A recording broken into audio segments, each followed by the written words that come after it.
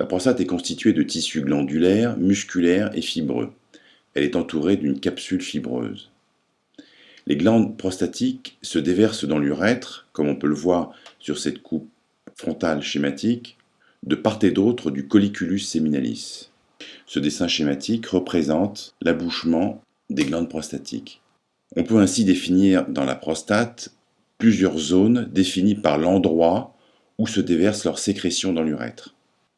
On désigne ainsi une zone centrale, représentée en jaune sur ce schéma, entourant les conduits éjaculateurs, une zone de transition qui entoure la partie initiale de l'urètre prostatique, une zone périphérique glandulaire entourant les deux zones précédentes sur leur face postérieure, et enfin un stroma fibromusculaire antérieur en avant de l'urètre. Alors on peut voir que l'urètre qui traverse la prostate fait une angulation de 130 degrés en avant. Le sommet de l'angle correspond à l'abouchement des canaux éjaculateurs. Voici deux coupes prostatiques, transversale et sagittale, montrant avec les mêmes couleurs les différentes zones prostatiques. Celles-ci peuvent être distinguées en échographie, avec une certaine importance pour la réalisation de biopsies prostatiques à la recherche de cancer de prostate. Alors, il existe de nombreuses classifications de la prostate.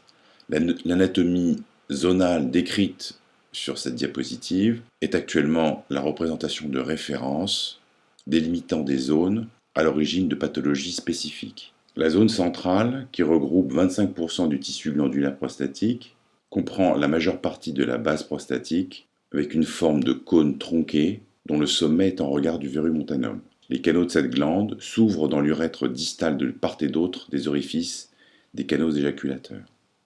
La zone périphérique, qui représente 70% de la masse glandulaire prostatique, présente des canaux qui s'abouchent dans l'urètre distal de chaque côté du verumontanum. La zone de transition, qui forme deux lobes autour du segment proximal de l'urètre, constitue normalement 5% seulement de la masse glandulaire prostatique.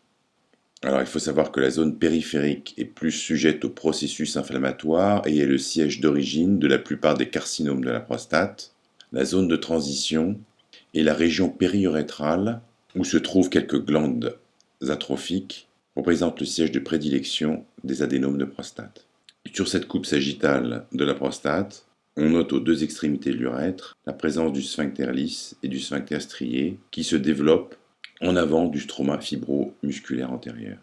Enfin, la prostate est entourée d'une capsule mince qui n'est pas vraiment individualisable en regard du col vésical et de l'apex prostatique.